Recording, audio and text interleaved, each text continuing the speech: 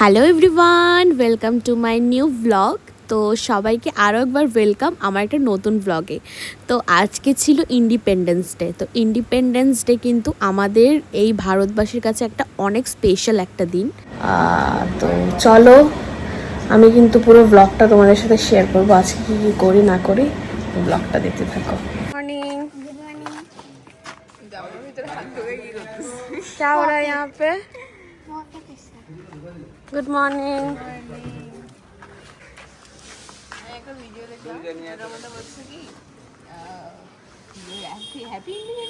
সবাই মিলে প্ল্যান হয়েছে আজকে একসাথে বাইরে ঘুরতে যাওয়ার, সেজন্য কিন্তু বাবাও গাড়িটা বের করে একদম গাড়িটা ঠিকঠাক দেখে নিচ্ছে।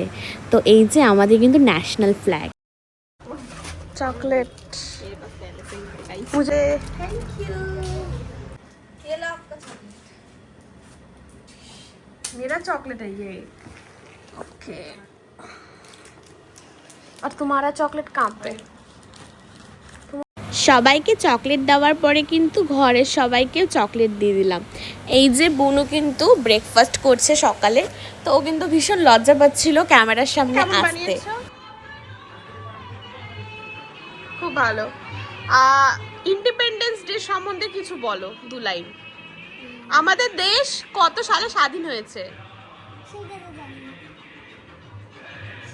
দেশ কত সালে স্বাধীন হয়েছে সেটাই এখনকার বাচ্চারা জানে না, সত্যি। আজকে কিন্তু আর বাবাই রান্না করছে। বাবা বলল আমি আজকে রান্না বান্না করব, তোর মাকে আজকে কিছু করতে হবে না। তো বাবাই কিন্তু এই যে লেগে পড়েছে, আর আমাকে কিন্তু একদম ইগনোর করো, আমার চুলটা একদম মুরগির ঝুটির মতন হয়ে আছে। কি করব বলো, যা গরম পড়েছে। তো এই যে আমার বাবা কিন্তু একে একে আলুগুলো ভেজে নিল। ওই রান্নাবান্না হতে খেতে সব মিলিয়ে ওই 2:30 কি 3টার মতন বেজে গেছিলো। हेलो एवरीवन, सो हम लोग अब जा रहे हैं थोड़ा घूमने।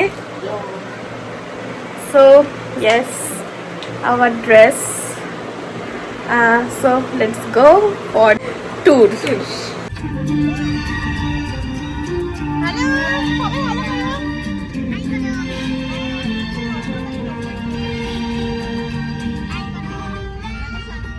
আজকে আমাদের ডেস্টিনেশন হচ্ছে গজলডোবা। বেশ অনেক দিন হয়ে গেল গজলডোবা যাওয়া হয় না। এই গজলডোবার রাস্তায় কিন্তু এই ব্রিজটা কিন্তু একদমই নতুন করেছে, আর এখন কিন্তু রাস্তাঘাটও ভীষণ ভালো করেছে গজলডোবার, সেই নিয়ে কিন্তু কোনো সন্দেহ নেই। আর আজকে ইন্ডিপেন্ডেন্স ডেতে এত ভিড় ছিল, এত পরিমাণ ভিড় ছিল, মানে কিছু বলার নেই। তো ফাইনালি কিন্তু আমরা এই যে পৌঁছে গেছি। সামনে যে ব্রিজটা দেখতে পারছো, এটা কিন্তু অলমোস্ট 1 থেকে 1.5 বছর হয়েছে। তো আমার অতটুকু জানা আছে, একদম হাওড়া ব্রিজের মতনই লাগছিল দেখতে। আমি কিন্তু অনেক দিন পর আসলাম এই গজলডোবাতে। যা গরম, এসি থেকে বেরিয়ে কিন্তু এই যে আইসক্রিম খেয়ে নিলাম সবাই মিলে। এই যে আমার মাসি, বৌদি, সূচনা, আমার বোনু সবাই মিলে কিন্তু হাঁটতে হাঁটতে এখন কিন্তু আমরা আছি ভোরের আলো বলে একটা জায়গায়। আর এখানে তো প্রচণ্ড মেলা বসে গেছে। তো এই যে এখন আমরা একটু এদিক ওদিক হাঁটাহাঁটি করছিলাম। যা পরিমাণ ভিড়, এই ভিড়ে মানে আশাটা যে প্রকৃতির যে একটা ভালোবাসা সেটা কিন্তু দেখা যাচ্ছে না। এই যে ট্যুরিজম প্রপার্টি ভোরের আলো, তো সেইটাই দেখলাম। এই যে এটা কিন্তু খুব ভালো লাগে এই জিনিসটা, এটা করতে। এটা হচ্ছে লজ্জাবতী গাছ, একদম পাতা ছুলে কিন্তু গাছটা বন্ধ হয়ে যায়।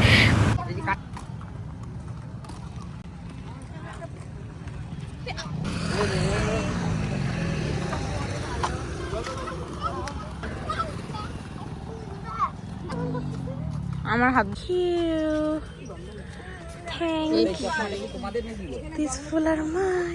সবাই কিন্তু গজলডোবারই হাটে আসে চিংড়ি মাছের চপ খেতে। ওখানে কিন্তু একদম লোকাল মাছ পাওয়া যায়। এখন তো আমি গিয়ে দেখি আরও এখানে যে কাঁকড়া মাছ এসবও পাওয়া যাচ্ছে। নদীতে কিন্তু এখন এই যে জল ছেড়ে দিয়েছে দেখা যাচ্ছে, আর দেখতে কিন্তু ভীষণ ভালো লাগে যখন জলটা ছেড়ে দেয়। আর এই যে একদম হোয়াইট জলগুলো।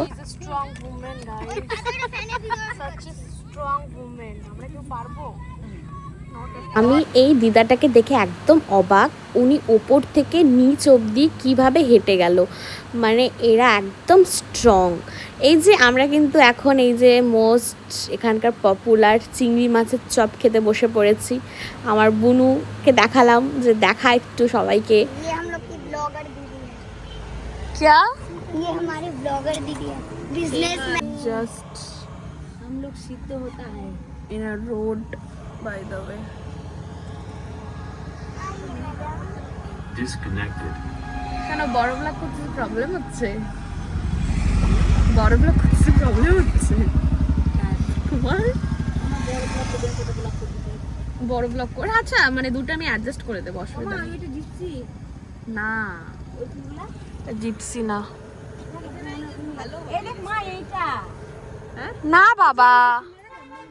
এই যে দেখি যাদের যাদের জিপসি কেনার টাকার অভাব তারা কিন্তু এই ফুলগুলো কিনে নিয়ে যেতে পারবে। আমি গাইস আমাদের কোথায় আছে, এই যে জায়গাগুলো অনেক আছে, লাগলে নিয়ে যাব, যদি না পাও তাহলে আলিবা এই যে এই ফুলগুলো কিন্তু দাস আছে, আপনাকে অ্যাড্রেস দিয়ে দিবে, এই যে কোনটায় দেখে নাও আশেপাশে।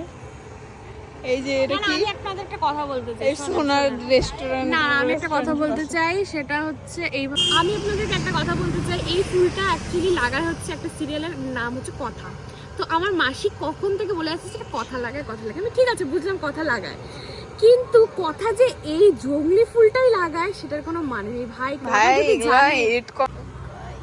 কথা যদি জানে যে আমরা এগুলা ফুল লাগাই, এটা জিপসি ফুলের অনেকটা মতন।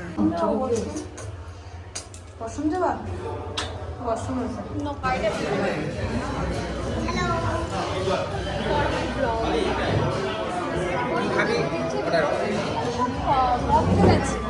চলে কিন্তু এসেছি আর একটা নতুন রেস্টুরেন্টে খেতে।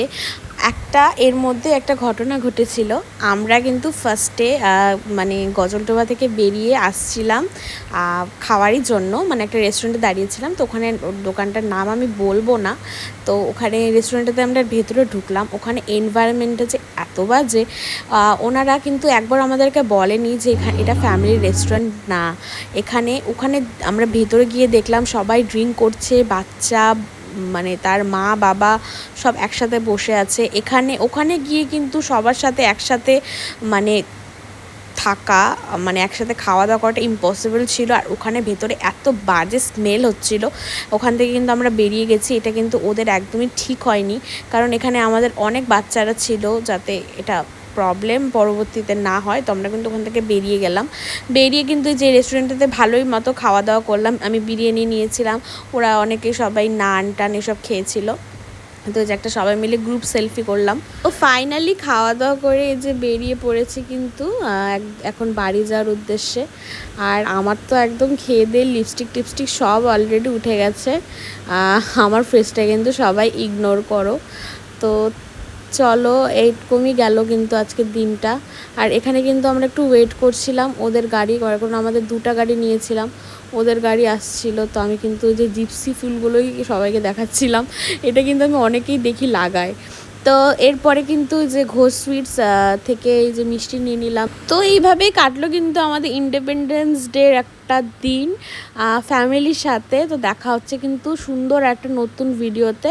তো সবাই খুব সুস্থ থেকো, ভালো থেকো, বাই।